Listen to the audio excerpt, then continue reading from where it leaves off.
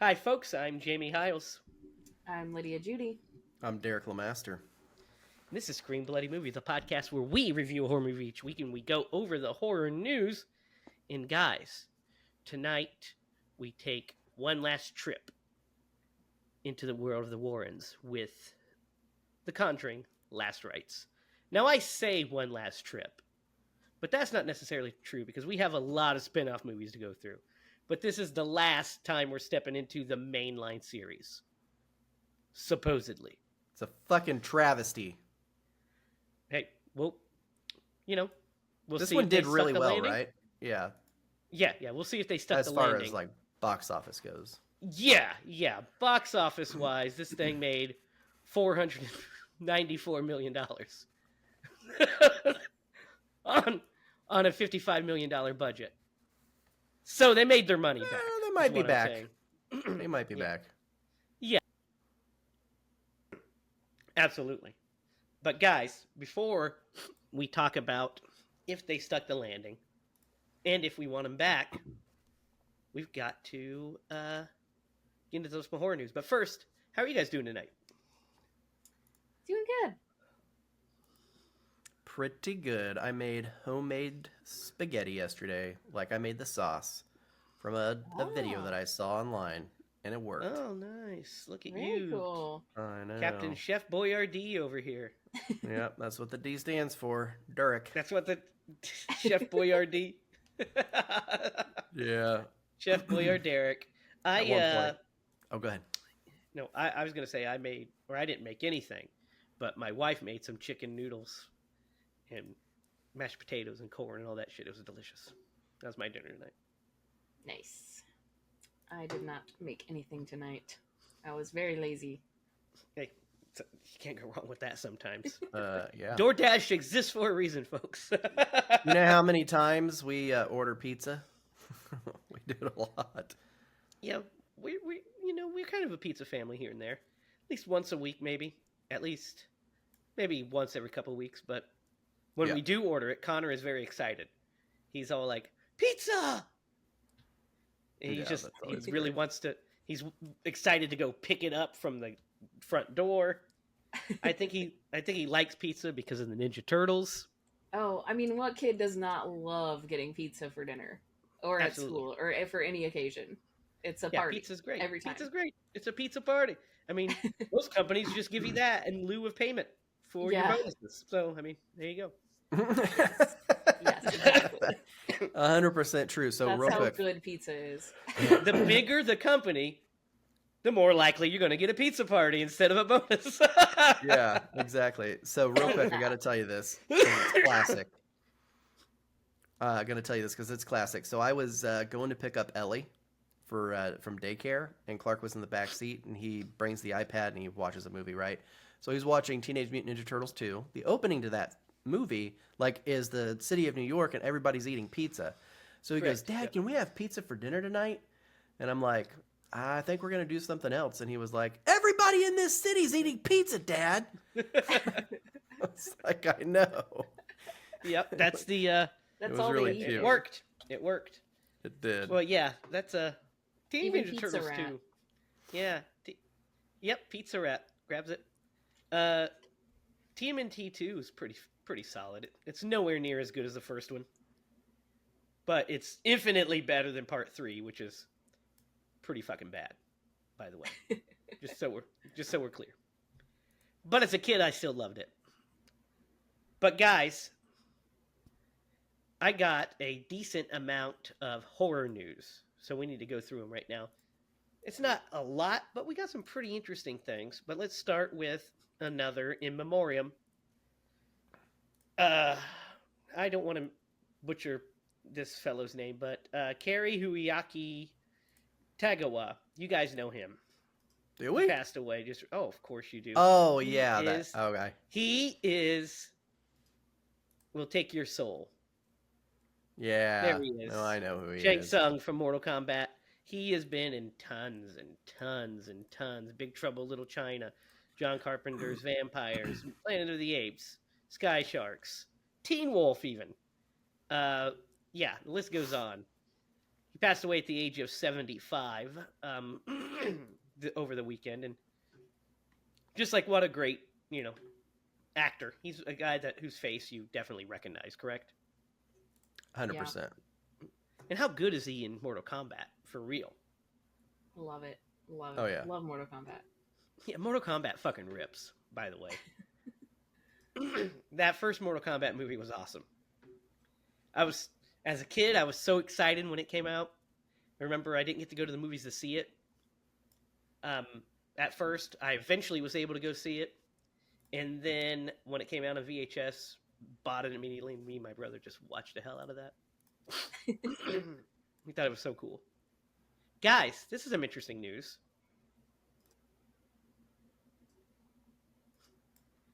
We are getting, supposedly, there is a brand new Men in Black movie in the works from the writers of Bad Boys for Life. Now, we don't know anything about plot details, but insiders apparently are saying that Will Smith is going to be involved, that he would be the first to receive it in hopes that he would reprise his role of Agent J. So we don't know if Kay's returning. We don't have a plot. Would you guys be interested in seeing a return of the Men in Black franchise? I mean, Men in Black is one of probably my favorite movie of my childhood. I watched the crap out of that movie when I was a child. Yeah. Loved it. Loved every second of it. Couldn't get enough. Same. But some of the, they've tried to keep bringing it back and it hasn't quite worked for me. So maybe, I mean, I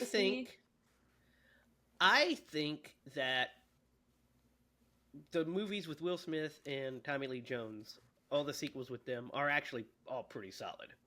Men in Black 2 is decent, but Men in Black 3 is actually, I think, really good. Where he goes back in time, we have Josh Brolin as young K. I think that's a pretty damn good movie. Oh, yeah. What do you think, Derek?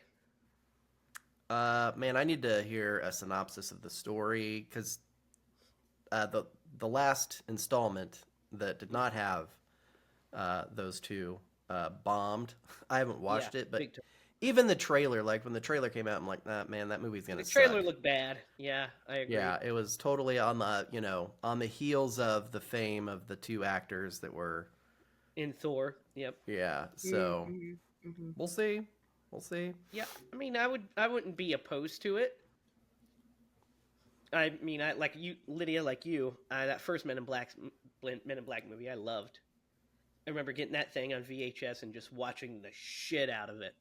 Mm-hmm. That and Independence Day. Will Smith. Here's the thing: Will Smith at that point was literally the coolest guy that had ever lived. Like, he was the coolest guy on the planet. Truly. He's kind of fallen off a bit in recent years. Just a bit. He's had some rough times recently, but no, I mean, of his own doing. Yeah, but there was a point where Will Smith was the coolest guy on the planet, and the first time I saw Men in Black, it blew my mind, and I just could not get enough of that movie. So when Men in Black 2 was announced, it was in the theater first day. Guys, this is some big news. I think you're going to like this. Paranormal Activity 8 is in the works, okay? So, but before you scoff, it's being produced by James Wan. Oh, snap. I dropped that on you, didn't I? Just dropped that right on you. Maybe I spoke too soon, but I don't know. I don't know. I don't know. 8? They're on 8? Yeah, so here's the thing. It's actually being produced by James Wan, Jason Blum, and the original director, Oren Peli. So it's kind of like a relaunch, I would imagine, so to speak. Yeah. All right, I'm in. But I mean, just James Wan being attached gives me all the confidence in the world. Yeah. He's James Wan. Yeah. I truly hope they scare our pants off with this one, because that first one was so iconic when it came out. I mean, we rewatched it. We rewatched it. It didn't hold up as well, but it's fine. Yeah. But it was terrifying at the time. Yeah, it was pretty good. It was definitely pretty good at the time. It's just the thing that makes that franchise hard is, the whole gimmick is the found footage, so you're kind of locked into that, Mm-hmm. which makes telling different stories hard, I feel like. Yeah. I wonder if they'll So, change it up. I mean, you could. Maybe they know. Maybe they know that. I mean, if there's anyone who can, yeah, it's the be one James Wan or and Mike only. Flanagan. Yeah. Yeah. Yeah. Should be fun either way. I really like all of those movies, whether they're good or bad. I've liked a handful. I've liked 2 or 3. And as it gets later, I'm like, whew, God, what are we doing here? This is wild news. This is interesting. So, according to Deadline, Leslie Odom Jr., who was in the new Exorcist movie, The Glass Onion and stuff, he is set to adapt a Rolling Stones article. He's going to star in as well, about Sammy Davis Jr.'s unlikely connection to the Church of Satan. I'm sorry, could you repeat that? That was a lot. Isn't there a story of him like meeting a crossroads demon? Am I mixing up my lore? I don't know, but here's what it says. The article is a sensitive story. So Odom will star as Davis in it. But this article is a sensitive story about a profoundly alienated Davis in his search for acceptance. It's a rollicking ride that touches on complex, timely issues, racial and sexual identity, politics, religion, pop culture, and counterculture. It's Poor Devil is what it was called. Followed Davis as a low-level demon as he set out to prove his worth to Lucifer, played by Christopher Lee. This is a movie that he was in. But, I don't know. That's interesting, right? Yeah. Mm-hmm. So it was a pilot that he made as well. That's interesting. I read that, just the headline, and I was like, what? I was like, all right. And then finally, this last bit of horror news. Sam Raimi and Jordan Peele are teaming up to produce a horror movie from Dylan Clark that is an adaptation of his short horror picture called Portrait of God. Really? Yeah. So the plot is being kept under wraps, but the short centers on a religious young woman who discovers the disquieting answer to the question, what does God look like? So to some who view the painting of God, she says it appears completely black, but others report seeing a person in the darkness who has been described time and time again in consistent detail. So that's interesting. But what's really interesting is Sam Raimi and Jordan Peele teaming up to produce a horror movie, right? Yep. Yeah. So, I mean, I'm cool with that. Yeah. Yeah. Watch whatever they kind of put out together. I mean, come on. It's Sam Raimi. And Jordan Peele makes good horror movies. And that wraps up this week's edition of the Horror News. So, guys, here we are. The end of the line as far as Patrick Wilson and Vera Farmiga's portrayal of the Warrens in The Conjuring Last Rites. Now, this, I believe, was a first watch for all of us, yes? Yep. Yes. So all we knew was what the trailers had shown us, right? Yeah, which I feel like wasn't much, because I didn't really remember too many things from the trailer. No, it didn't. I don't remember any of, like, the scares, really, from the trailer.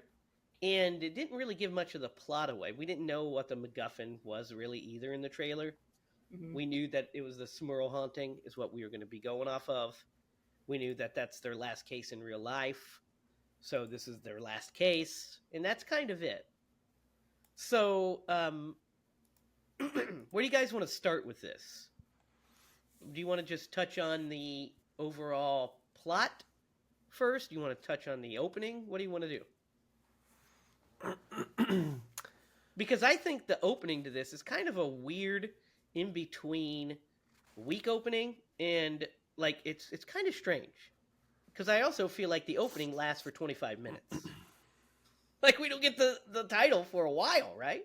What Yeah. the I don't know. I did actually pay fully attention to this. So the opening is that family, right? The Smurls? No. The opening of the movie is them. Are you for real? In the What? middle of my. What What are you happened? talking about? You just I shit your I didn't pants. say anything. I didn't shit nothing. Oh my god. Anyway, Thank God you're not here. The opening is them as younger selves in the 60s. Oh Yeah. yeah. Yeah, on that haunt, Yeah. and they see the mirror, and And then it was at an antique shop. Is where the grandpa Yeah. got it. well, the Eventually, but grandpa yeah, gets this it at a this swap meet later. yeah. I'm getting my So plot yeah, lines mixed so up.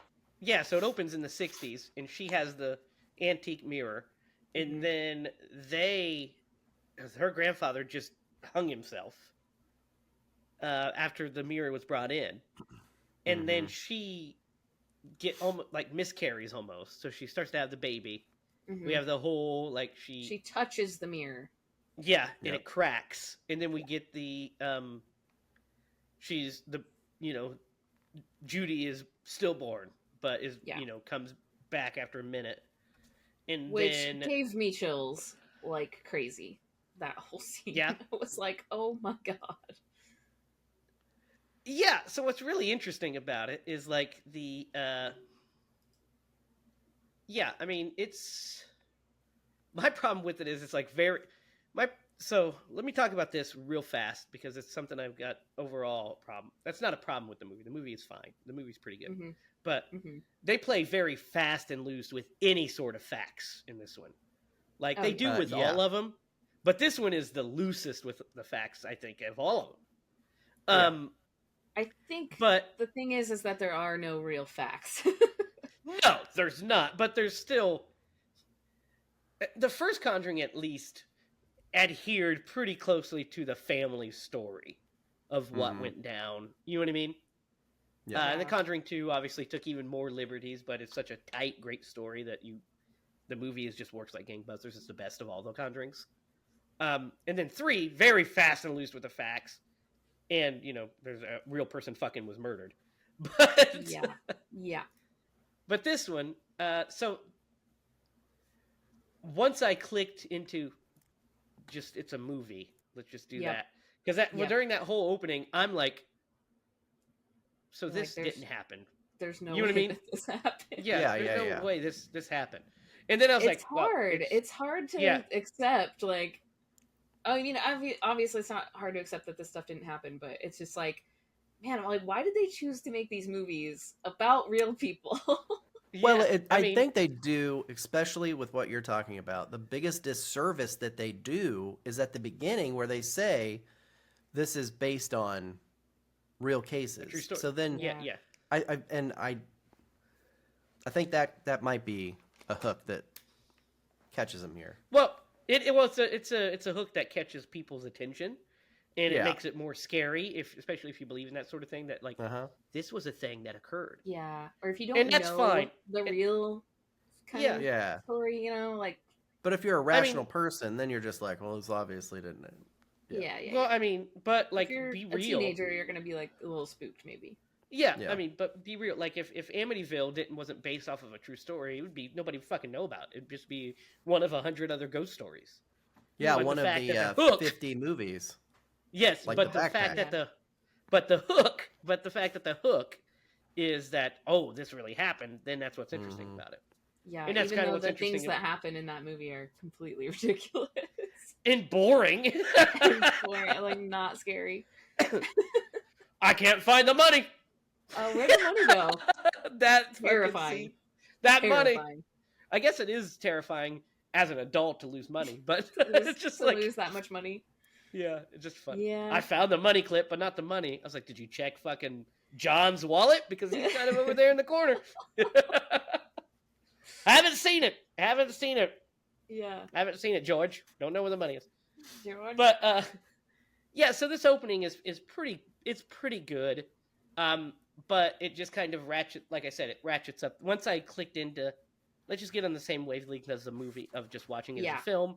Yes. Then I was able to enjoy it more. But that first kind of 10 minutes, I was like, Yeah, I think like I definitely was having that too, but I think the filmmaking is just pretty good when it comes it's to good. that. Like the music, everything kind of comes together. Comes together. And, yeah. And you're dealing with such a sensitive subject of like, this is a baby. Like there's nothing more heart-wrenching than seeing that. Except maybe seeing the dog get thrown, but Yeah, that was rough too. Luckily, once he got back up, I was like, thank God, the movie was about to get an F. Yep.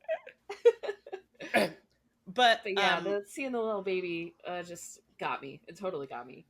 Yeah, it's pretty good. And then we flash forward to the 80s, because this movie takes place in the 80s. And we see that, that bit. We meet the Warrens again, and we see that it's like the opposite of the first movie. They're speaking to like a classroom full of people. And then this time when the lights come out, there's like 12 people there. And they're kind of mocking them and stuff. So that's kind of fun. It's like kids. Yeah. It's kind of fun because it's kind of like, oh, we're in this sort of thing. Yeah, but how the 80s was different. Yes. But the Smurl family, when we're introduced to them, here's what's interesting about this one is I feel like in this one, the family matters the least than in all the other Conjuring movies. In the first Conjuring, we really get to know the Perron family pretty well. Conjuring 2, we really get to know that family. In Enfield. And then in the third one, we get to know Arnie because he's on trial for murder. So we kind of get his little stuff. And that's just kind of, he's also in the background. His story's kind of background as well to like the whole fake, weird shrine thing, right? But this one, the Smurl family kind of is at the beginning. We kind of flash to them a little bit in the middle and then at the end. But it's mostly just, like it should be. It's a Warren story because this is their franchise. But the family is way less consequential in this movie, I feel like. Do you guys agree with that? Yeah, like I don't even know the little girls' names. I don't know any of their names. That's true. Yeah, I don't think I know any of their names. I just watched this movie.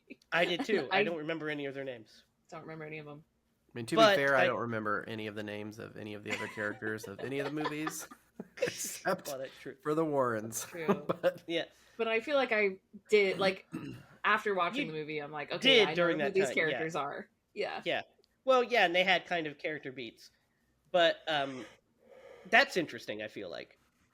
But their haunt is weird because they get the mirror. First of all, what do you guys think of the mirror? Because I like it. I feel like that is, if I saw that thing at a swap meet, I'd be like, how much? How much you want? Really? If I saw that thing at a swap meet, I'd be like, not fucking buying that. It looks haunted. But I am also like a vintage and antique seller, so that's the kind of stuff I'm on the lookout for. So I have picked up haunted things apparently. That maybe we can tell those stories at the end, but that could be a thing.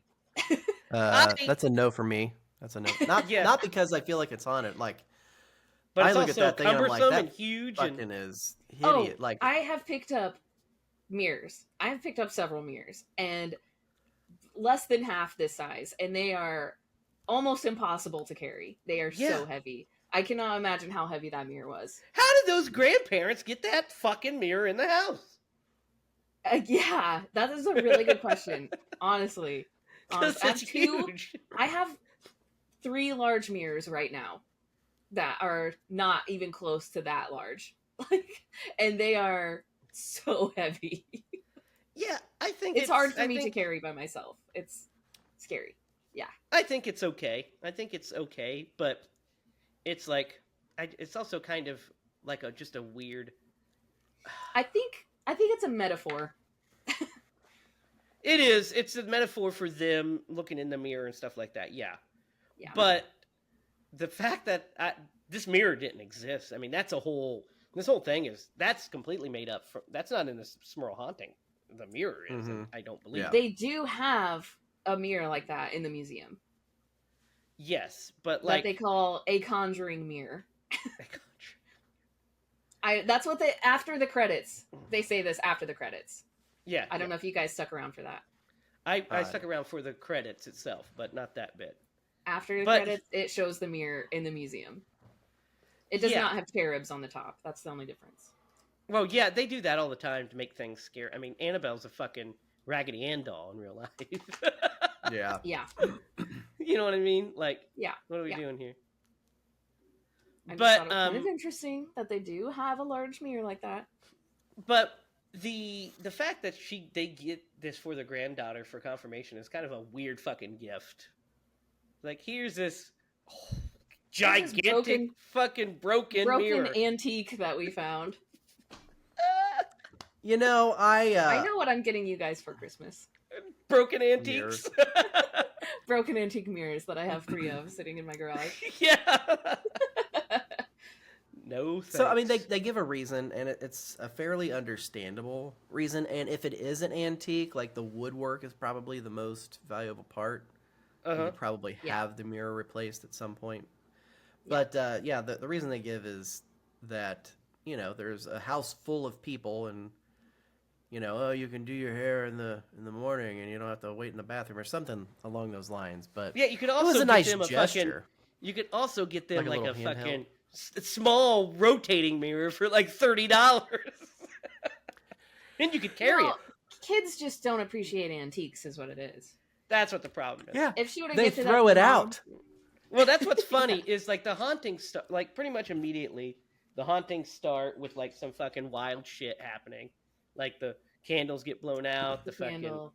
the light fixture just falls, and That was then insane. yeah, and then there's the whole a good jump scare is when the kid is in when the doll crawls into the bedroom. Yeah. And then it like kind of sits up, and we get that fucking creepy old lady. And, I was like, "Bleh." I was like, that's pretty good. I got a little chills on that. I was like, "Ugh." Can you imagine that? I'd be like, what the No, fuck? ooh, ooh, Ugh, Mhm. that's creepy. ooh. Yeah. That one's pretty good. And then, they throw the mirror out, and then she immediately chokes on glass and shit. And then we get a couple of really good scares too. Like I like the basement. the basement is cool. Yeah, the basement scare is really cool. The living room and one? the what The living in room? the bedroom. Then the bedroom one is really cool when he freaking when he levitates and... well before the levitate. I think the scariest part of that whole bit is when he looks and she's Oh. like fucking at the bed like that. Yeah. I was like, again, I was like, ugh, I don't like that. Because I could just imagine you just like put on your glasses. Bah! So that's a good one. And then also, I really like the bit with the VCR player when she's Mhm. watching that VHS tape and she's trying to pause it because that's fun. Because what I like about that, yes, that's what because I remember doing that. I remember trying to pause something at just the right time to get Oh, something. we know what he was pausing at the right time. No, it wasn't. It wasn't boobs. It was really in The Exorcist, trying to pause and catch the flashes of Captain Howdy. I remember pausing it, and my it's just goodness. the face, and I just remember being like, ugh! And then now I pause it, and I'm like, look how fucking stupid that looks. It wasn't meant to be paused. Especially I don't in know 4K. Yeah, whenever they upgrade things, it kind of... Yeah. I enjoy them as older, like the thing from the Ratchet in The Hand of Michael Myers. Oh, yeah. Yeah, I'm just like, I'd rather see the grainy part. Ah, Anyway, so the I don't know if it was a missed opportunity or like it had been done too many times and they were just like, we're not going to do it. So when she is playing with the VCR, and you can so clearly see her reflection in it. Yeah. I thought for sure there was going to be a reflection of like an entity Something behind behind her. Yeah, me too. Yeah. Well, that's a good misdirect because that's what I thought. And I also thought above it, because you see the two glasses, Yeah. and it looks like eyes. And then when Yeah. it comes through, you see that it's just the glass. And you're like, oh, great misdirect. Then out of nowhere, this motherfucker with an axe shows up. You're like, oh, shit, who's this guy? He's the least scary of the three, by the way. He's the least scary of the three. I don't like it. That scares the crap out of me. Mhm. That's the one that I can handle a little creepy old woman smiling at me. I don't like creepy old ladies. If I see a man coming at me with an axe, well, yeah. No, thank you. Yeah, of course. But I think his design, the way he looks, wasn't as good as the other two. I think the other two entities' makeups were better and scarier. He just kind of had long hair and was kind of like, eh. You know, you're I like, told Jake that it looked like him. No, you know who it looked like? Damn, Lydia. It looked like. I was just joking, of course. You know who it looks like? Mostly. It looks like the fucking entity from Insidious that's walking back and forth. Yep, that and like you could something off Silent Hill or something. Kind of Yeah. what it reminded me of, like a horror video game, Resident Evil or something. Kind of reminded me of that the one that we covered that was like Fear of the Dark. Oh yeah, it didn't remind me anything of that movie. Yeah. That movie was fucking neither. terrible. Did they CGI that guy or parts of him or his face? Yeah, I mean he was I think they augmented did with all of CGI. them. His face, all their yeah. faces were CGI. I mean If they were I real had- actors, but they Yeah. had They're like- CG enhancements, which makes them fucking shittier. I agree. It Well, kinda that was does. actually my biggest gripe about this movie was I Too thought much that CG. they used too much CGI in this, and I thought that for me that kind of took it away because every time that one of those three ghosts or spirits or entities, whatever we learn that later, show up, I'm just like, man, they should have went practical. They should have done it. Yeah, and I mean they're not. Yeah. When we see them in quick glimpses, like the old lady with the doll, looks Uh-huh. really good because She we does. don't see her for too long. And the same Yeah. thing with the woman in the bottom when she's just like, when she's really at the. uncanny and really eerie. But it's later in the movie, like when he's driving the car, and he sees her and he almost hits her. Yeah, she looks terrible there because it's like super CGI. She's like, Right. and you're like, Yeah. And you know what? I think that kind of makes me think of the It movies. yes, Which it works do the there same thing. because we are familiar with that looking like that. And Yeah. in this it's like it's a little bit more out of place to see that much CG on these Yeah. ghosts or whatever. Yeah, when practical just would work just as fine, better. Like because we wouldn't- when the doll gets Oh. large, I was like, God. this is so It. the This dog is getting so large is awful, and we'll talk about that. But the scene itself is pretty good, but I did not like that. Yeah. The Warrens themselves, their storyline with the daughter, I Yeah. think all of that's pretty engaging. I think all that stuff is pretty engaging. Agreed. The Oh, mirror they're like scene. no, just them. Just all Oh, of I it. know what you're talking about. Yeah, Yeah. I agree. I think all their stuff is very engaging. Like just When, they're living their like, lives, where they Yeah, are and in their lives, family they stuff. they meet her boyfriend. Yeah, The the whole fiance, I guess. think the whole fiance proposing bit is really cute and nice. All that Yeah. stuff and we get to see returning characters. We see the cop from the first movie, fucking cooking, Yeah. is really fun. funny. and then we see the guy that works, the guy from the first and second movie as well, the Asian tech guy. guy. Yep, Mm-hmm. tech guy. He's in there, and then later in the movie we see the Perrin bomb is there. At the end. Yeah, that part got Yep, me. at the end. I got a little Yeah. emotional. Yeah, Yeah. me too. We'll talk about the ending when we get there. We'll Yeah, get yeah. there here in a minute. But we see But no. like characters from the past films. Well, yeah, it's Mhm. like kind of definitely playing up like this is the combination of this universe. So we're gonna remind you of all the stuff that came before and tie it all together. Yeah, Very I mean, it beautiful. also I think adds a layer to the characters themselves because it's not like, oh, they went on these cases and they were just cases. It's kind of like they became part of their family in a way. Yeah. That they're coming, like, it was something that brought them together and they didn't just like lose it. They kept in touch. I thought that Yeah. was a nice little. I mean, just for this movie, though, just for the movie franchise, not for real life, because the Oh, real yeah, ones were 100%. scam artists. Well, We yes. just gotta make that clear. Yeah, Folks. we'll definitely talk about this at the Yes, ending. we will because talk about it. I've got a Yes, lot I to do say too. about that. I do Yeah. too. But for our characters who we love Vera Farmiga and Patrick Wilson as these characters. This is a good final outing for them as like I love their like family dynamic and stuff, and that they're steering clear. Like they don't have anything supernatural really happen to them until they go to the house because they kind of disconnected from it because of Ed's heart, so he can't. They had to give up cases. He's really wanting to do cases, and Lorraine has to keep telling him, "Well, you can't." The priest, Father Gordon, is all about it, and this is a bit that I'm also like. This is one of the bits where I was like, "It's just a movie. It's not based on real life." The whole And the Father priest. Gordon thing. Yeah. I agree. Yeah. Agreed. But what do you guys think of his whole story here? The fact that he goes to Pennsylvania to see the family, and then he ends up in I don't even know, like some kind of weird abandoned church. I guess I don't know where the hell he ends up, and I don't know how all that played. What do you guys think of his whole scene in all this stuff? I mean, I think honestly- it was, Go ahead, Lydia. well, I was just gonna say I think it was spooky. But it's kind of a bummer. But it is spooky. So Yeah. what were you gonna say?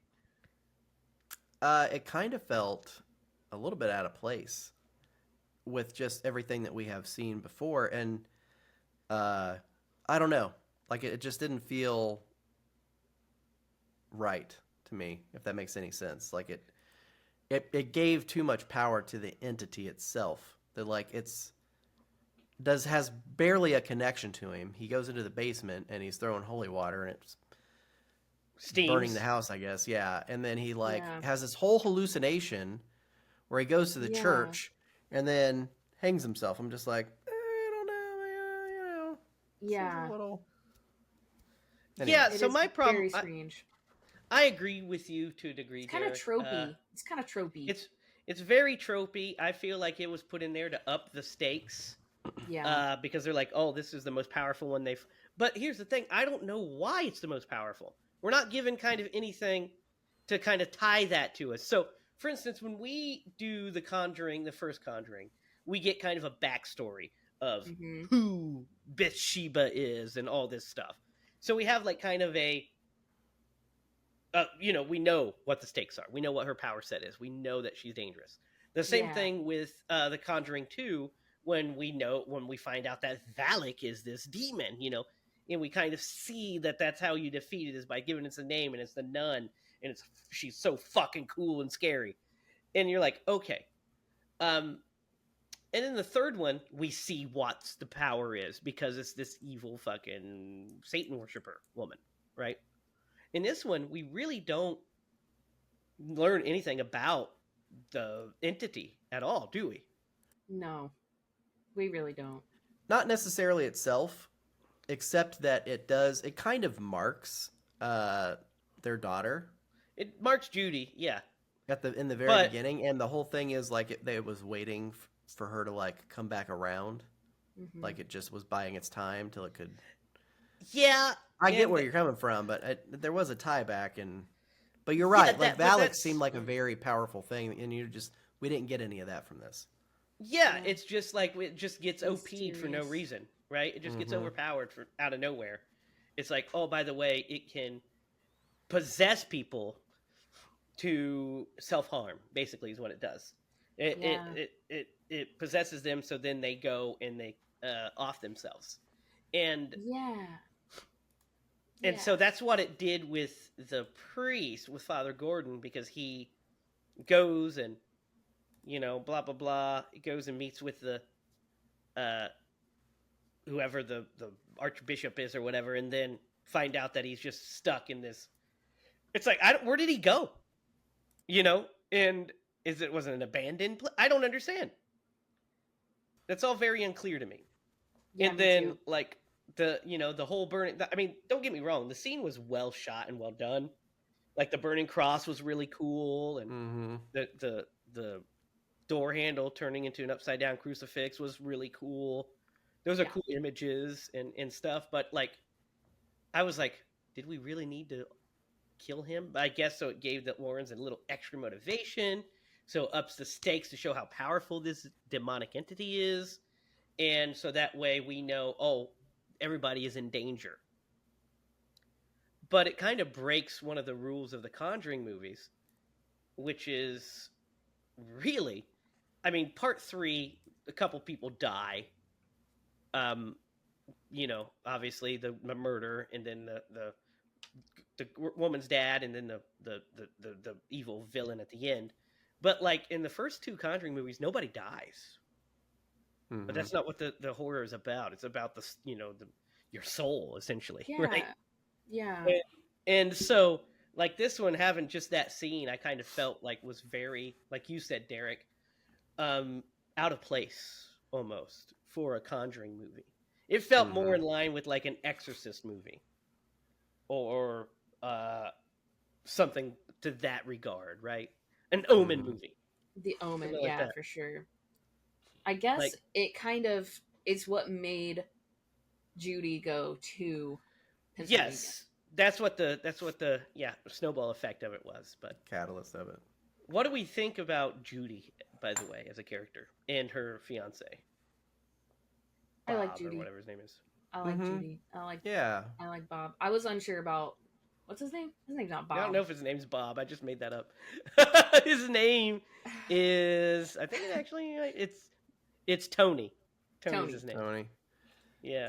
I wasn't sure about Tony, but I feel like they do that on purpose because they want you to feel the perspective of the parents. I kind of liked Tony just as soon as I met him, like, because I felt like how I would be going into this world, like completely, like, little careful.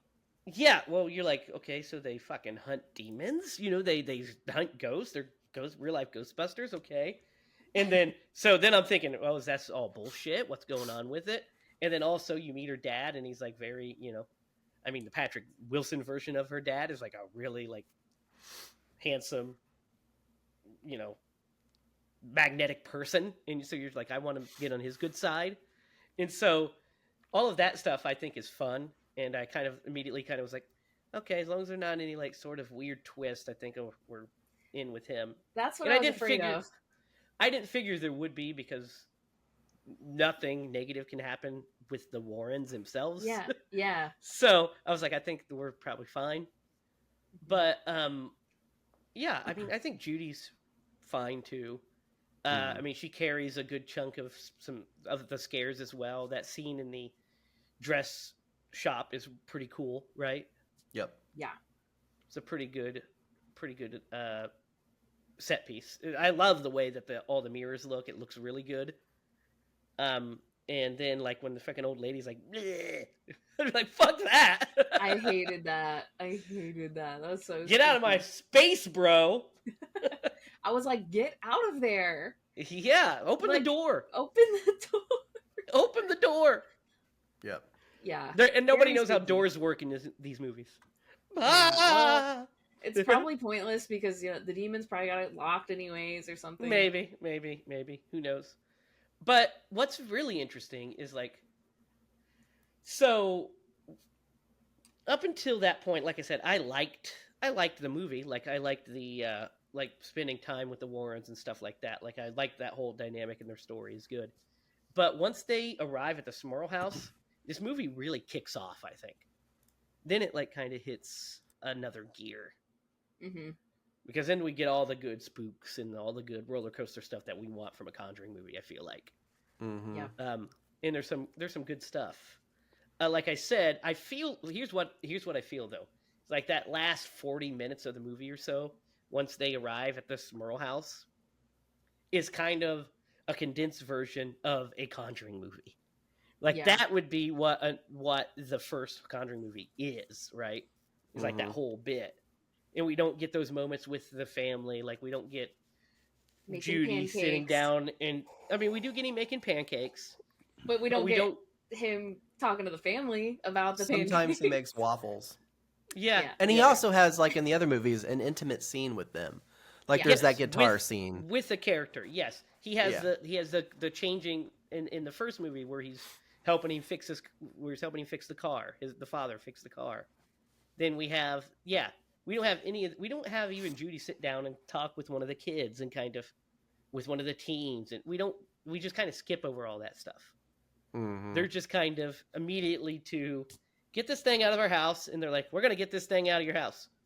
And then just the twist of them going upstairs and finding the mirror is, I was just like so confused. I was like, what? Well, Like, it's the Ouija board effect. I get it, but here's what I don't get. Like, what I don't get is we as an audience saw it get destroyed. That wasn't for the benefit of one of the characters. If one of the characters saw it getting destroyed, then that would be for the benefit of that character. So then we would know that it's back. It getting destroyed in the garbage truck was literally for the benefit of the audience, so it doesn't make any sense. Because why would that happen? You know what I mean? It would just have transported itself into the attic. Because none of the family watched it. If they would have had the family there, that would have eliminated that. But if you think about it from like a, you know what I mean? From like a, the audience isn't their perspective. Why does that happen? Like, it just doesn't make sense. Well, yeah. I guess because we see the glass get broken, and then the girl is like spitting up pieces of glass. Right. Like it retaliated against her. But again, yeah, so we know why it retaliated, I guess. But again, that's all done for the benefit of the audience. Yeah, for sure. So like that bit, I was like, because when they broke it, I was like, oh, you know what would be cool? And here's where I thought it was going to go with it, which would have been better. Is he says that, like, they keep the stuff because that way it doesn't, hurt anybody. And then if you destroy the item, sometimes that makes things worse. I thought we were going to see what happens when somebody actually destroys one of these items. Like, it got worse. It's just, it escapes. It's into the ether. And then they have to find something to catch it. Right? Yeah. That's what I thought, because it shows the grandma, like, coming out in a stretcher, and I was like, oh, they just straight up unleashed it. Yeah, which would have been kind of, I think, cooler. But they needed the mirror. But they needed the mirror because that's what the Warrens would recognize. Because they never met the demon. That's true. So it's like they needed it there. They wanted the best of both worlds, and they did. They were trying to fucking Hannah Montana. They're trying to do the Hannah Montana. Did not expect you to say that. Nailed it. But oh gosh. But the whole scene with Judy in the attic, right? And leading up to that. And she touches it, and you're like, I'm going to smack you in the face. Yeah, why would you do that? But what the hell's wrong with you? Yeah. So when we first see it and everything, what do you got? What do you think about, so first of all, I guess it's pretending to be Annabelle. Yeah. I think it was just playing on her fear. That's how I took it. Yeah, because she's afraid of Annabelle. Yeah. Yeah. I mean, initially I was like, oh my God, it's Annabelle. Like, I was like, dude, I thought the same thing. That's awesome. I was like, well, I thought the opposite. I was like, Annabelle's going to be the big bad villain? That's fucking dumb. Dude, I thought it was a great idea. I was like, because I did not suspect it at all. So I was didn't suspect it either. And like seeing the chalk on the wall, I was like, this is great, because that was another thing done for been following Judy. That was another thing done for us, the benefit of us audience members. But I mean, it's done for her character because she's afraid of her. Because a movie we haven't talked about yet, Annabelle Comes Home, plays into that pretty well. Which we've got to talk about. Annabelle Comes Home. We've got to do it for the show because I think it's pretty fucking solid. But but when Annabelle grows, terrible. Hated that. Pretty bad. Why? She doesn't need to grow. She doesn't need to grow. It's not scary. Yeah, I was into it. I was like, oh man, that's fucking creepy. There she is. Oh, that's kind of good. That's pretty cool. And then she starts to stand up. I was like, oh, that's gonna be fucking creepy. Then it's like, bah, bah, bah, and I was like, nope, I'm out. It's just like in It, like when the fucking Paul Bunyan statue. I'm like, what are we fucking doing here? These things aren't scary. Giant statues aren't scary, guys. Stop trying to make it a thing. Well, some people are afraid of that. I guess that's fucking. I don't know who it is. I've never met one. They're trying to tap into that uncanniness, and then, Trying to tap into the niche market of fucking gigantic Well, horror you know. villains. you know, I'm afraid of weird things that don't make any sense, and some people are afraid of giant dolls Annabelle and dolls? onions. The Paul Bunyan one's the worst, man. I don't know why Stephen King wrote that and thought that would be terrifying. It is a scary novel and it's a scary concept, and then the Paul Bunyan thing happens. You're like, don't know about this one. Doesn't quite work. Doesn't quite land this one. I think it's fun though. But I like Paul Bunyan more than this. you I'll know, say that. yes, but she falls down and all that stuff. But when after she gets possessed, Yeah. and also when they're trying to carry the mirror across the attic, is pretty good. I think that's pretty scary, pretty tension filled, because you can see the boards bending on the thing. You know, if they take a wrong step, they're gonna fall right through the ceiling, and then you see the straps undoing. What do you guys think of that scene? Yeah, I was thinking Jamie is probably really scared right now of this part. It was. I had flashbacks of falling through the ceiling. And then had a fucking nutty guy yell, after I almost fall through the ceiling, have a nutty guy say, "Are you all right? Great. I have some more nutty shit to show you." Great. Is that what he said to you? At least it wasn't a demon. He didn't say nutty shit. He literally, I was like, he's like, "You all right?" I was like, "Oh, yeah." And I pull myself up, and instead of being like, "Oh, man, you okay?" He literally says, "Hey, I want you to come over here and look at this antenna." I'm like, "Okay." I just fell through your ceiling, my guy. Come on, bruh. What you doing? We'll take care of that later. Anyway.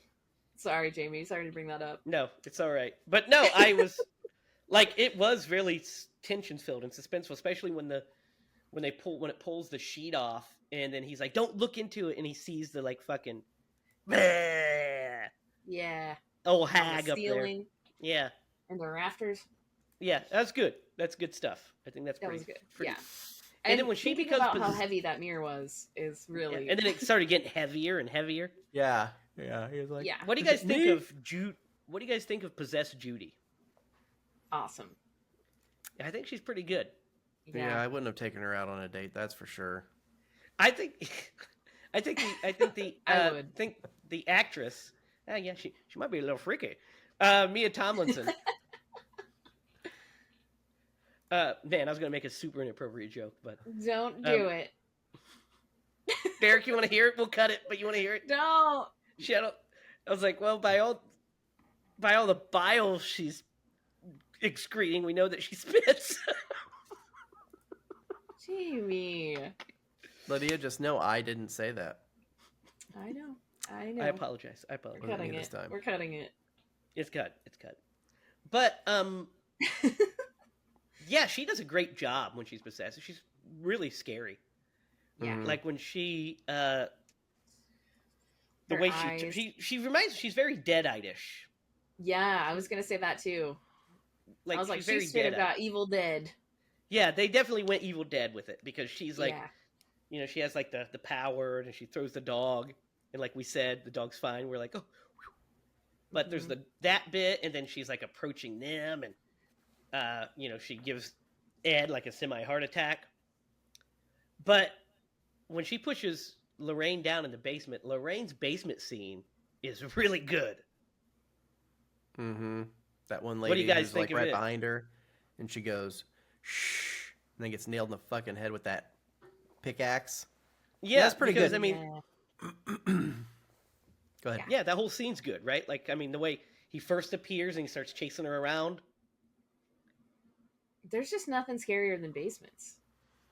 Especially when they start filling with blood. Blood and yeah. entities with axes. Yeah, and like it's just dark, and there's like John Wayne posters everywhere, and Nothing scarier than that. That's a red flag.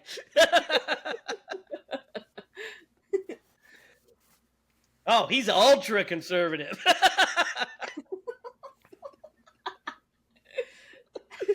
No, I like John Wayne. I'm just kidding. But I mean, for real, guys. as an actor, but as a person, maybe. Yeah. I mean, he said There some are fucking questions. shit I in got person. questions. We got questions about the Warrens in real I'm life just too. like, But why was that you know, poster down there though? That's what I want to know. big fans of the Searchers. I don't know what to tell you. Yeah. No, this scene I think is really good though. It's real fun haunted house stuff, right? Roller coastery. The actual ending where they like face off against the mirror. What do you guys think of it? I think I it's mean, good. I thought it was very suspenseful. It did. Hey, they have not initiated. Yeah, I guess he went through his initiation. Her fiance or Yeah, he did. what Tony. have you. Yeah, He Tony. definitely knows it's not fake now. In the movies. Yeah, in the Yeah. movies. The character of his- Tony knows it's real. His poor leg gets shredded And under his that fucking mirror. Yeah. almost his head too. Yeah, that too. Not good. Dude, when freaking, the reflection of Ed is talking to him and he catches the book on fire, he's like, "Shut up." And then he pushes it against the mirror and it burns his face. I thought that was really cool. I That was was like, really "Oh, good. that's You kinda could see like the words of the text. Yeah, I was like, that's kind of Yeah. fucking across his badass. face. It was. And then she does the whole basically Lorraine realizes that instead of having Judy contain her gift, she needs to like Let it get loose. accept it. Face it. Yeah, no more running. We've got to face it. And then what is confusing to me is, so how does she defeat it? She just kind of says that you're not here and then it disappears? Well, it seems like to me, if you simplify it, all they needed to do was touch the mirror. Together? Well, Just even alone, if you were strong enough of will to not be afraid of what you were seeing. I took it as like because she's a medium, and Well, now I there's guess two of them, and like because looking she into she it- harmed the mirror. Yeah, I that's guess the best She guess I can make. touched it and it cracked a long time ago. Also, I guess it's also, I just was like, kind of like, did I miss something? They are reciting the prayer of St. Michael as they do it. So I guess they kind of, Yeah. all of them together exercise it. The entire family Okay. exercises it. It's kind Yeah. of what happened.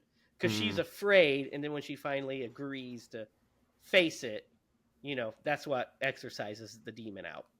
Right. Mm-hmm.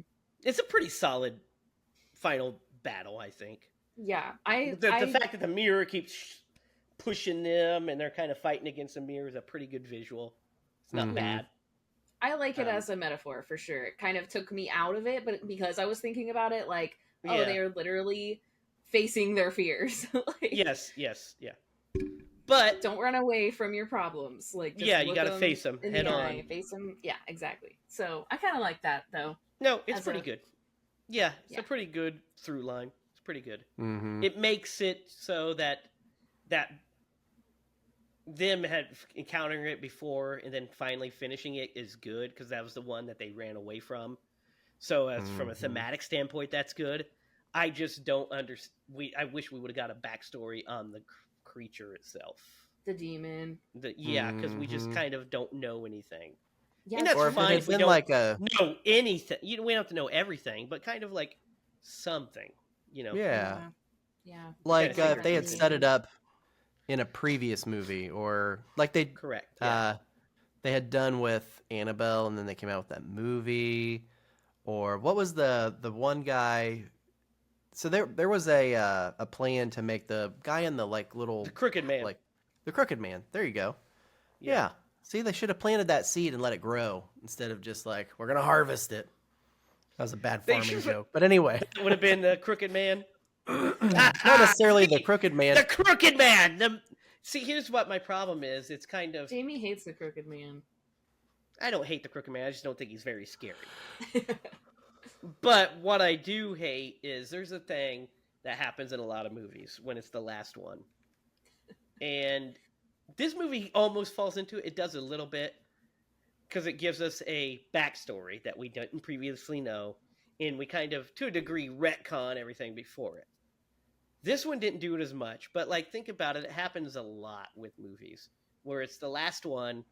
And so we're like, okay, so this thing that you didn't know about from your past has returned, and now, Mhm. like, even if it's not the last one, like the James Bond movie Spectre. They retcon Blofeld to be like all the previous Daniel Craig James Bond films. Now Blofeld was orchestrated all of them for some reason. It's like we don't need that. We don't need that. Just them having a personal connection that they had was good enough. But I hate when they make it the puppet master all along. Luckily, this movie didn't quite fall into that. It sniffed the air of that by like having this thing being waiting for him this whole time. For Judy. But yeah. Luckily, they didn't say, well, it was sending all these other demons, because then I would have just been like, fuck this movie. But so we didn't get that. But what do you guys think of the actual ending of this movie? Because I think it's pretty good. Really good. What, the wedding and then like her speech? And then we kind of get to see them live their life through her vision. It's really good and touching. Yeah, I wouldn't be disappointed because I really do like these movies, but like I would be slightly offended that they ended it like this, and they're like, "Hey, we made a lot of money. I think we're gonna do one more." It was a really good like to tie it up. You know what I mean? Like they tied it up for sure. And it gave them it gave us, the knowledge that they do grow old together, that they live out the rest of their lives, that they don't succumb to any of the things, and the monsters. Yeah. And I'm not gonna lie, it made me a little teary-eyed. Yeah, it makes you a little emotional. Dusty in my house that day. No, it did me too, mainly because I was thinking about like as I was watching it and seeing it play through, I was thinking about my life, and then like my son getting older, and then me getting older, my son getting older, then having grandkids, and us growing. I just kind of it hit upon that. You know what I mean? Yeah. And I was just like, as I'm watching, I was like, well, that's nice. That's a great ending for these characters. Characters, by the way. It's a great ending for these characters. And then we get the scroll at the end that says, tells how they, Ed lived to be 74 and passed away, and she took care of him, or he had a stroke when he was 74, and he lived for another 5 years. She took care of him. And then she was 92. Yeah, and then she lived to be 92, and she never remarried. And then, that they're controversial, but they were really innovative in their field and all that kind of stuff. Then we get to see real pictures of Ed and Lorraine and Judy and Tony and real life, the wedding and all that stuff. That's pretty cool, right? Yeah. Mm-hmm. So it's a good ending, right? Yeah. It definitely made me think, because I've watched a lot of videos, the deep diving into the Warrens, and they really turn you against them. In every way. Yeah. And then we'll talk about that in a minute. Yeah. Seeing that though made me like take a step back and be like, they are humans and they have lives. They are humans and they had but that doesn't mean they're not shitty people. Which that's what Jake told me, and I was like, see, this movie just made me really like scam artists now. Yeah. Before we talk about the Warrens, let's rate this movie. Okay. What do you guys think? Yeah. Can we talk about our ratings for the past ones? Yep. So the first, like see where they sit. The first one, Jamie gave a 9.5. Lydia, you and I gave it 10s. The second one, 10s across the board. So far, Conjuring 3 was the weakest, with Jamie at a 7.5, you at an 8.5, and me at a 7.75. Wait, so I liked... the third one? Yeah, the third one was an 8.5. Yeah. We gave it 7.5, basically. Interesting. What do you think about this one, Derek? Okay, so I didn't like the CGI. I feel like they should have went more practical. I understand it costs more money and whatever. I did look up. They had a almost 900% return on this movie. So they could have spared the extra cash. Just saying. And in total, they have grossed $1.3 billion from this franchise while spending $154 million. Yeah. Okay. Done pretty good. Yeah, they have done pretty good. So yeah, they could have went more on the practical side. I thought the story was pretty good, was pretty solid. We already had a historical like a connection to these characters, to these actors, to this world. Um, we could have spent more time with the family and made a better connection there. Um, I gave this movie an 8.5. I thought it was better than the third one. Obviously, it's not going to touch the first two, but I thought it was pretty solid, and it got me at the end. So I think it did its job. Mm-hmm. What do you think, Lydia? Yeah, I think I'm gonna have to give it a 9 because I think you're right. I don't think it comes close to the first two movies. They're always gonna be just really special horror movies in my heart, but they're also just really, really fantastic. But this one wraps it up. It's a little different. Um, totally understand they couldn't have made it like they had to wrap it up. So, uh, and I think it was better than the third one in my mind. I don't know. I'm gonna have to rewatch it, but yeah, I guess I'm just gonna give it a 9 because I do think it was good. Yeah, I'm gonna give it an 8. As I do as well think it's better than the third one. I think it's quite a bit better than the third one, actually. I've seen the third one a couple times now. I think about 3 or 4 times. And I've only seen this one once, but I feel like this one is better. It's less cheesy. The third one's way cheesier, I think. The third Yeah. one's the most movie of all of these movies. Mhm. And I have the hardest problem with that story that they picked. Yes, because it's a real person was murdered. Yeah. Yeah. But this one, I think, is I think as the movie we have is very solid, very very good. I think that the scares work pretty well. The characters are engaging. I wasn't bored. I was interested in spending time with them. I love these two actors together in Yeah. these roles. I think they're so good together.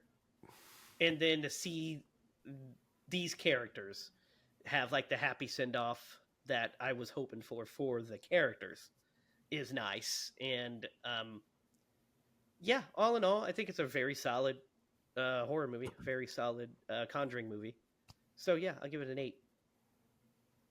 Now, guys, we have to Atkinize this movie real quick, and then we're going to talk about the Warrens. Who is the great Tom Atkins going to play, and why would he be Tony? He might be Tony. He might be Tony. He'd be Yeah. Tony. There was we didn't mention this, and I meant to bring it up. That scene where he is making pancakes for the family, Mhm. and he's like, "You make Oh, pancakes yeah. for all the families?" He's like, "Oh, sometimes I make waffles." And then Tony gives his like backstory because he used to be a police Yeah. officer, and then Yeah. he goes Yeah. into like why he left that field, and it was like, Very I'd valid. gotta quit too. Yeah. Yeah. Very Yeah. valid reason. You only win the lottery once, so Yeah. True. know when you've done it and get out. So I liked Yep. that Yep. part. Know when to hold Yeah. him. Know when to fold him. Yeah. yep. But yeah, I think we're all in agreement. Tom Atkins should play Tony, right? Okay. Yeah, Yeah. That sounds good. Yeah. Good. All right, now, guys, we're going to talk about the real Warrens and the the real story here. Lydia, Mhm. won't you start? You want me to start? Well, you said you had something to talk about. Yeah, your Oh. scary items. Well, no, Oh. not that. Oh, Not that. no. No, about Oh. the Warrens. The one. Eric, Yeah, it's I like don't you didn't know. hear anything I just said.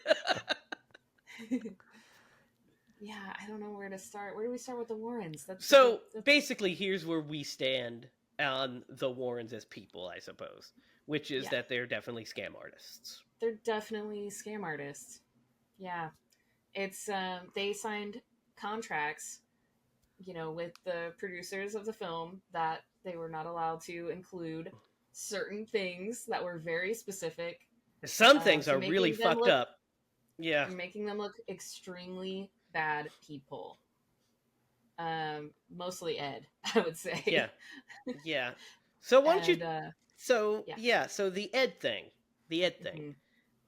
So basically, they had an underage girl living with them. Yes. That Whose name was Judy. yes. They also had a daughter All right, named Judy. no, hey guys, let's stop talking about this because you're gonna ruin these characters for me. No, know. Because I didn't know you anything need to know who about the real this. people are, Derek. You need to I know who the real know, people I are. get it, man, but This now is- it's gonna taint. This This is is a important. reality. Yeah. This I is a know. reality. So basically, he had custody of this girl, and would just just was his little side piece, underage girl, Underage girl living under their roof. like 15, 16. Yeah, and there were notes, love notes addressed to Judy, which, they were like, well, that's obviously, those were just notes to my daughter. And they weren't. They were more than that. Just a lot of things like that come up when you research. And that's just that's just that part. But the scam part is that we know from authors that they've worked with that basically they just made up stuff whole cloth. Yes, like, and not only the authors, but the families of the hauntings. Also, most of them were very against the Warrens, did not invite the Warrens. Like the Perrin family, I believe the dad punched Ed in the face the first or second day that he was around and told him to get out of the house. Was it the Perrin family? That was the first one, right? Yeah, I think so. So these families weren't actually inviting these people to come help them. They just showed up. They would just show up. They would show up anywhere they thought was haunted and try to get publicity for their books because they wanted to make a lot of money from them. Yeah. So Derek, do you know how they started? They would. Ed was a failed artist, right? So they would show up to places. Ed would paint the place. Lorraine would mediumize it and say there's ghosts. So Ed would paint ghosts into the picture. They'd go and knock on the door and say, "Hey, I painted your house, and there's ghosts in it." Sounds really bad when you say it like that, doesn't it? I mean, flim flam. It's flim flam.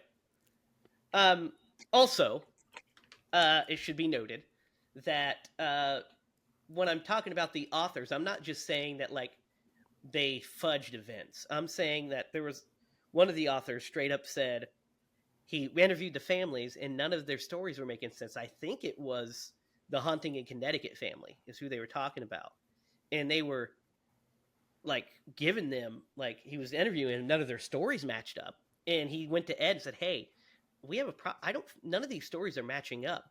And Ed straight up told him, "Oh yeah, that's because they're crazy." He's like, "All the people we deal with are crazy. Just you're a writer, make it scary, and we'll sell some books and make some money."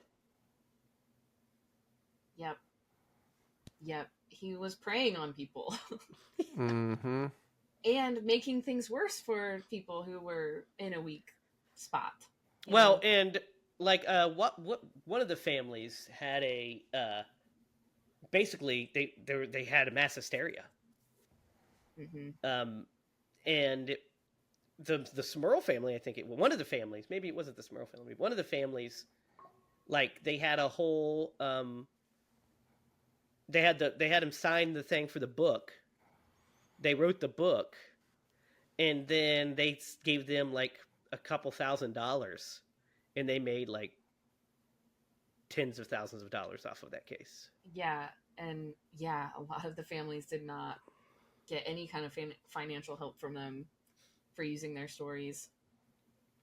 Yeah, they would just sign their things away. They give them like $500, and then they'd go and make tens of thousands of dollars. Yeah, and it is historic because they were there for Amityville, and that was like a massive sensation. Massive one. Yep. And the thing is, you never heard of the Warrens until these movies came out, really. Yeah, you really didn't. Like probably right before the movies came out is when you started hearing about them. And just if you were looking in the right place, you would hear about them. Right. And I mean, they did sell books. They did have these bestseller books and stuff, but it's like... But they weren't talked about on like ghost TV shows or anything like that.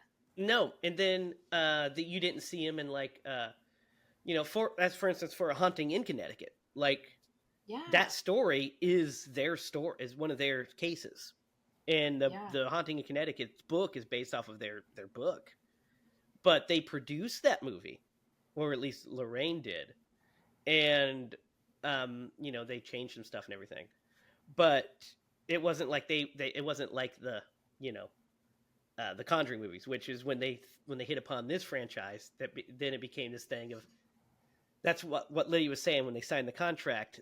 They had to whitewash the Warrens, and they had to. There was literally in the contract, they could not be seen as having any extramarital affairs or any outside, basically anything outside the marriage, any relationships outside the marriage, which is a weird Including thing to put into your contract. children. Yeah, Cannot weird. show Ed like with young girls or anything like that. Like the terms, you can find them. They're Yeah. insane. Yeah, it's pretty. It's like, why would you put that unless there's shit in there? Unless Unless that's a thing. Unless that's a thing. Like they're very specific. Wild. How does that make That's you feel, wild. Derek? Yeah.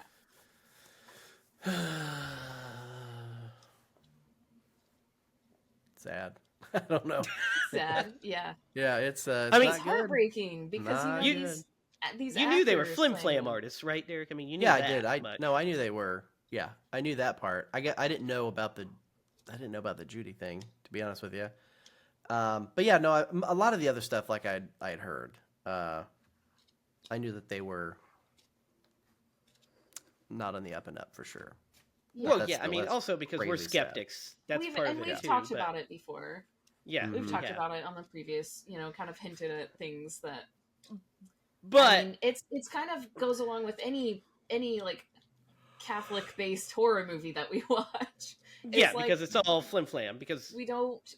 I personally, I can't speak for you two, but I don't believe in hell. I don't believe in demons or anything like that. So it's it's all it kind of it plays into a Christian crowd. I will never look at you the same way again, Lydia. whatever. I'm I obviously kidding. I love Yeah. telling people that I don't believe in hell. Like I love telling Christians that I don't believe in hell. It's my favorite thing to watch their face. It's I'm just like finding out a well- whole new side of you, Lydia. I didn't know that. I mean, also I think it can be healing to hear that for people who Are you know, afraid of it, have- deathly have afraid of been it. ra- yes, have been raised, within a Christian household who are, not believing in it now, trying to get out of that mindset Yeah, of living when in you- fear.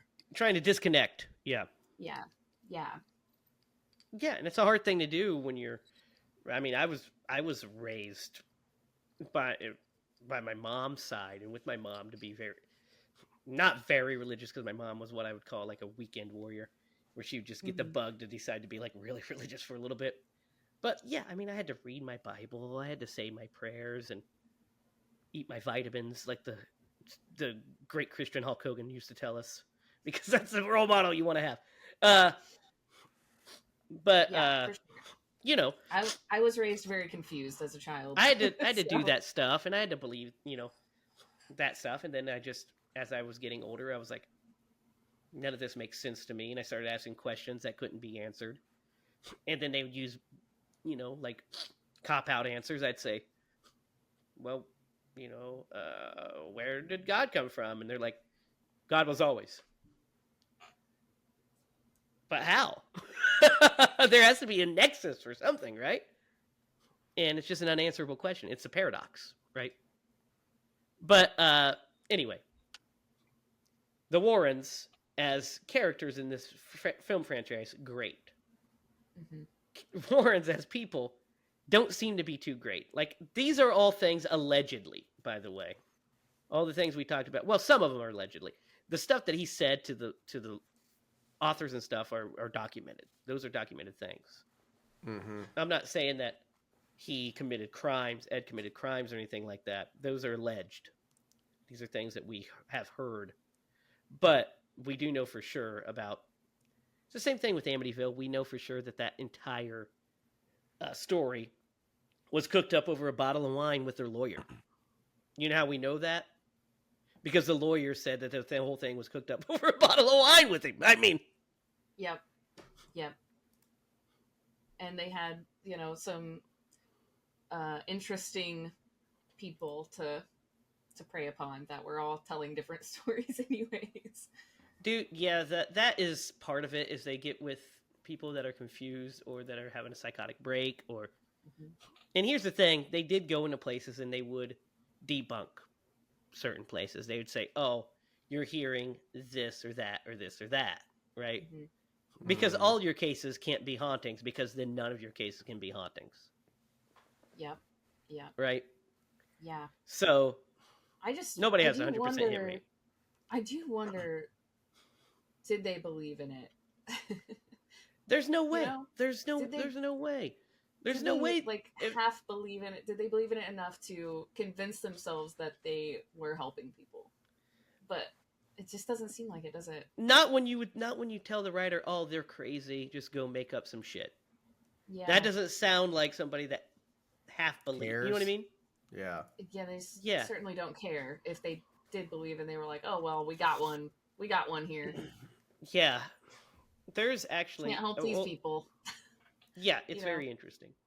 Yeah, it's But you draw the conclusions you want on the Warrens, but these are these are my views and from my research, how I felt about them, which is unfortunate. I really do love these movies and I love these actors and these characters inside the film.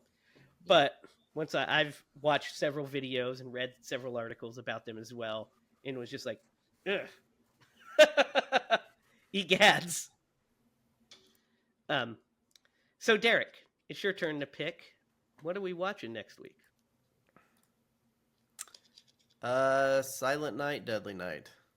So 2. next week is our Christmas episode. So we are watching Silent Night, Deadly Night 2. Are you telling me that next week is Garbage Day? oh no! It's Garbage Day! Oh, Garbage no. Day! I'm not ready.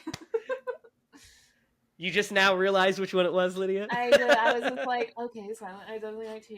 Okay. And then you said that, and I'm like, oh. And you can watch this on Tubi, Pluto TV, the Roku channel, Amazon Prime Video, Plex. It's everywhere, Fubo. If baby. you want to pay money for it, you can, but why? Is it on Fubo, Derek? Don't do it. I don't see Fucking Fubo! Damn it! Fubo, Fandango. That's close. Oh, yeah, that's close. All right. Well, that'll do it then. Next week on any of those Pluto, Tubi, any of those streaming services, you'll find Silent Night, Deadly Night, Part 2. This one's going to be a fucking interesting one because it's also, just forewarning you guys, half of it is flashback to the original movie. So it's going to be great. Dancing to You can the follow oldies. us. You can follow us online at HiLaProductions.com. Follow us on Facebook at HiLa Productions. You can watch the opening scene to our feature film that we are in the process of making, Secret Admirer, at the end of this episode. Guys, tell us below your thoughts on the Conjuring universe, specifically on Last Rites, and your thoughts on the Warrens themselves. Do you think that they were true defenders of the faith, or were they flim-flam men? Let us know. Let us know your thoughts. You know how we feel now. Be sure to follow us on those socials for all important news updates. Like I said, we're working on the feature, and we have some big information coming up on the next short that we are about to go into production on. So keep an eye on those places. And so next week, Silent Night, Deadly Night 2, Garbage Day. Until then, for Lydia, Judy, and Derek Lemaster, I'm Jamie Hiles. Remember, if you're going to scream bloody movies.